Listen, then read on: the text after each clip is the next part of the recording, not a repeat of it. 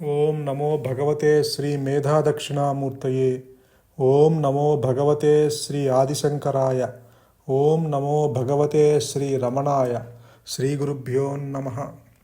చీకటి, అది కల్పించే భ్రమలు, అవన్నీ కూడా సూర్యుడు రానంత వరకే. సూర్యుడు వచ్చాక అవన్నీ మటుమాయం కావాల్సిందే కదా. అలానే ఈ దేహాత్మబుద్ధి అంటే దేహము నేను అనే భావన ఏదైతే ఉన్నదో, ఈ మాయా నేను ఏదైతే మనుగడ సాగిస్తుందో, ఈ యొక్క అహంకారము, ఈ యొక్క అహంభావము ఏదైతే ఉన్నదో, ఈ వ్యక్తి భావన ఏదైతే ఉన్నదో, అంటే ఇదంతా లేనిది ఉన్నట్లుగా భ్రమని కలగజేసే ఒక చిత్ జడ గ్రంథి. అటు ఆ పరిపూర్ణమైన జ్ఞానము కాక, ఇటు జడము కాక, మధ్యలో ఒక చిత్ జడ గ్రంథి అంటే ఒక ఊహాజనితమైన ఒక మాయా కల్పితము సృష్టించిన ఏదైతే ఆ మనస్సు ఉన్నదో, అంటే అటువంటి భ్రమ ఎప్పుడు తొలగుతుంది అంటే ఒక్క చీకటి సూర్యుని యొక్క ప్రకాశంతో పోయినట్టు. అలాగే అనుగ్రహం చేత ఆత్మ తనకు తానుగా వ్యక్తమైనప్పుడు ఈ యొక్క దేహాత్మ బుద్ధి నుంచి విడుదల పొందుతాడు. అంటే ఈ యొక్క భ్రమజనితమైన ఈ మాయా కల్పితము నుండి, ఈ ఈ జీవభావన నుండి విడుదల పొందుతాడు. 100 సంవత్సరాలుగా ఉన్న ఒక చీకటి గదిలో ఒక్క దీపంతో ఆ 100 సంవత్సరాల చీకటిని పోగొట్టినట్టు. అంటే ఒక్క దీపముతో ఎట్ ది సేమ్ టైం, అదే నిమిషమున, అదే సమయమున ఆ దీపము రాగానే 100 సంవత్సరాలుగా ఉన్న చీకటి మటుమాయం అయిపోయింది. ఒక గదిలో ఒక చీకటి కొన్ని సంవత్సరాలుగా ఆవరించి ఉన్నది. మీరు ఆ గదిలోకి వెళ్ళి ఒక దీపము వెలిగిస్తే ఆ దీప కాంతి ఆ 100 సంవత్సరాలుగా ఉన్న చీకటిని వెంటనే తొలగించినది. ఎటువంటి సమయము తీసుకోలేదు.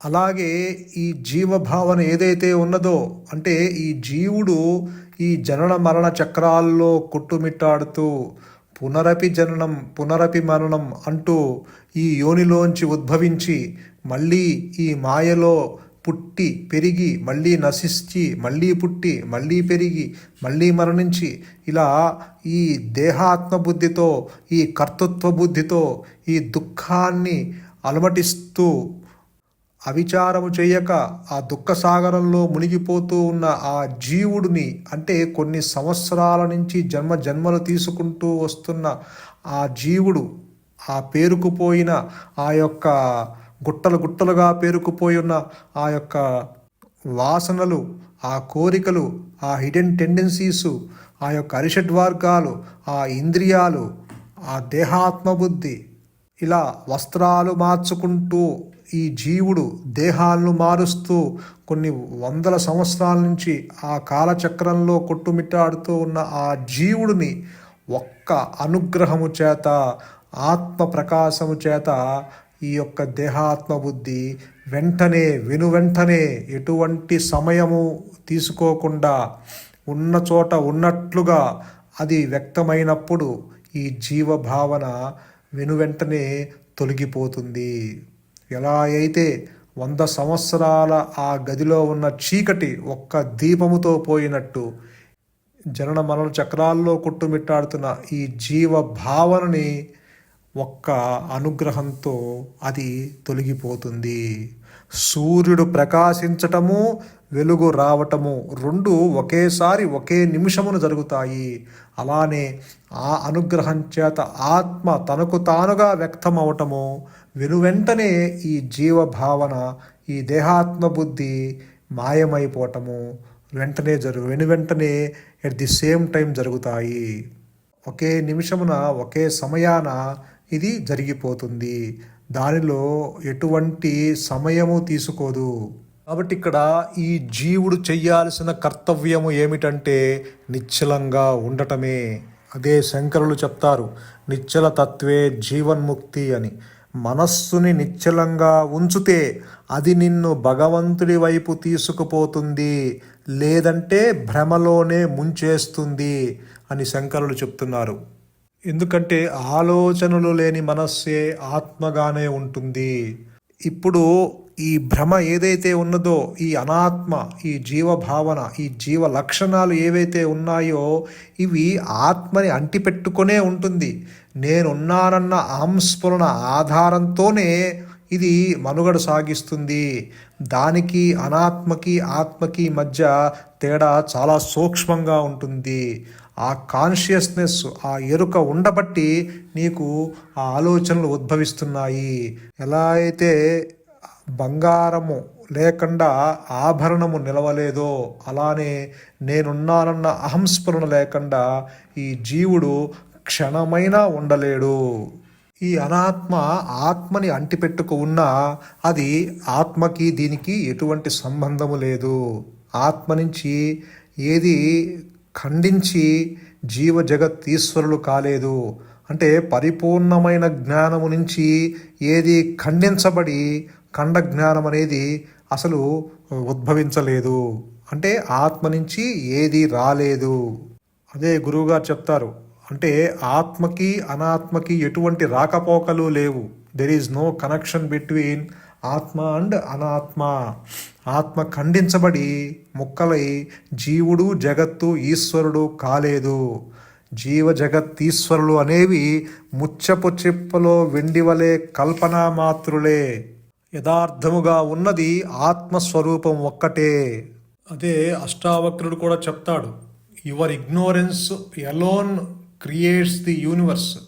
In reality one alone exists. There is no person or god other than you అంటారు.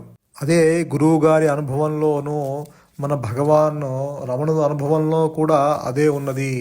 అంటే ఉన్నది జ్ఞానము మాత్రమే, లేనిది సృష్టి. మరి ఈ ప్రపంచము నీకు ఎందుకు తోస్తుంది అంటే అది ద్రష్ట, చూసేవాడు ఉన్నాడు కాబట్టి నీకు చూడబడే వస్తువు నీకు కనిపిస్తుంది. ఇది నీ మనస్సు సృష్టించిన మాయా కల్పితము. నీ లోపల ఉన్నదే నీకు ప్రపంచంగా దర్శనమిస్తుంది. నిజానికి ఆ ద్రష్ట ఉన్నాడేమో చూడు, అసలు వాడు ఉద్భవించాడేమో గమనించు అంటారు భగవాన్ రమణులు. ఎందుకంటే ఆది నుంచి అహంకారము తృణీకరించబడ్డది. అసలు అహంకారము జనించనే లేదు. ఒకవేళ అహంకారం గనక పుడితే 2 నేనులు ఉన్నాయని ఒప్పుకోవాల్సి వస్తుంది. ఉన్నది ఒకటే నేను, ఉన్నది ఒకటే ఆత్మ, ఉన్నది ఒకటే ఎరుక, ఉన్నది ఒకటే ఉనికి, ఉన్నది ఒకటే జ్ఞానవృత్తి, ఉన్నది స్వయం ప్రకాశమైన ఆత్మ మాత్రమే. అంటే నీకు ప్రపంచం కనిపించటానికి కారణము నీ భావన. నీకు విడిగా ఒక ఈశ్వరుడు ఉన్నాడు అని అనుకుంటానికి కారణము నీ ఆలోచన, నీ తలంపు. ఇదంతా ఈ పరిమితమైన జ్ఞానము సృష్టించుకున్నది. ఇదంతా ఈ యొక్క మాయా నేను ఒక లిమిటెడ్ నాలెడ్జ్తో తనకు తాను ఒక పరిమితుణ్ణి చేసుకుంటుంది. నేను ఫలానా అనే భావాన్ని కలిగి ఉంటుంది. ఈ నామరూపాల్ని ఆపాదించుకుంటుంది. అసలు నీవు నిద్రపోతున్నప్పుడు నీకు ప్రపంచం కనపడదు. నువ్వు పూజించే ఈశ్వరుడు కనపడడు. నీ భార్య పిల్లలు ఎవరూ కనపడరు. నీ ఇల్లు వాకిలి ఎటుపోయాయో నీకు తెలియదు. నీ ఉద్యోగము, నీ ఆస్తిపాస్తులు, నీ బ్యాంకు బ్యాలెన్సు ఎటుపోయాయో నీకు తెలియదు. మరి ఇవన్నీ ఎటు వెళ్ళినట్టు?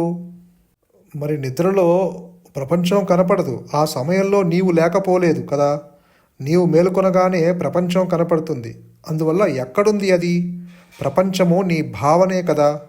భావాలన్నీ నీవు కల్పించుకున్నవే. మొదట సృష్టింపబడేది నేను. ఆ మొదటి తలంపు నుంచే నీకు ఈ భావాలు ఉద్భవిస్తున్నాయి. కాబట్టి నువ్వు చేయాల్సింది ఇక్కడ అనాత్మ విచారణ. అది ఉద్భవించిందేమో గమనించు. ఆత్మ విచారణ ఎవరు చేయలేరు. అసలు ఆత్మ ఎలా ఉంటుందో కూడా నీకు తెలీదు. ఎందుకంటే ఒక వ్యక్తి భావనతో నీవు ఎప్పటికీ ఆత్మని పొందలేవు. కాబట్టి ఇక్కడ ఈ జీవుడు చేసేది అనాత్మ విచారణ. అంతేకాదు ప్రపంచం వచ్చి నా ఉనికికి కారణమేమిటి అని కానీ, నేనెట్లా సృష్టింపబడ్డాను అని కానీ అడుగుతుందా? అలాగే దేహము వచ్చి నేనంటే దేహము అని నీకెప్పుడూ చెప్పలేదు. ఈ ప్రశ్నలన్నీ అడిగేది ఎవరు? నీవు. ప్రపంచానికి తనకి గల సంబంధాన్ని గ్రహించాలి. ప్రపంచం తన కల్పనేనని ఒప్పుకోవాలి. కల్పించుకునేది ఎవరు? ఈ నేను ఎవరో కనుక్కో.